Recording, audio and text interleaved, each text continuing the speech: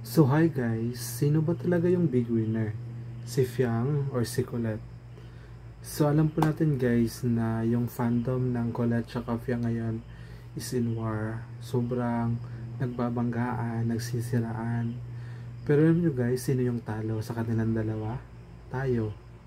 Tayong mga fans yung talo. Kasi naninira na tayo ng kahit sino. Naninira na tayo ng buhay ng ibang tao. Which is sobrang mali talaga guys. Si Colette, kung ganun talaga yung ugali ni Colette, ganun talaga siya. Di ba nakikita natin na ganun talaga yung ugali niya. Si Fiang, ganun talaga yung ugali ni Fiang. Nakikita natin, ganun talaga siya. So, they are both authentic in their own. Hindi natin kailangan sirain natin si Colette kasi kay Fiang tayo. Hindi natin kailangan sirain si Fiang dahil kay Colette tayo. Di ba? Why not to cheer one of them and silently mock lang siguro, hindi na natin ipalabas sa buong Pilipinas na hindi natin gusto yung isa sa kanila. Kasi guys, sobrang negative na talaga natin.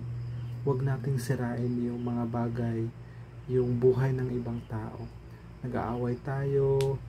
What if paglabas ni Colette, ano yung mararamdaman niya na sobrang bullied pala siya? Diba? So guys, please refrain from toxicity, refrain from negativity guys. Spread love lang tayo, no?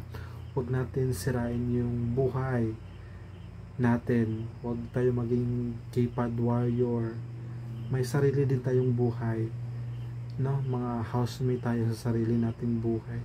So guys, please, please, please, huwag na huwag po tayong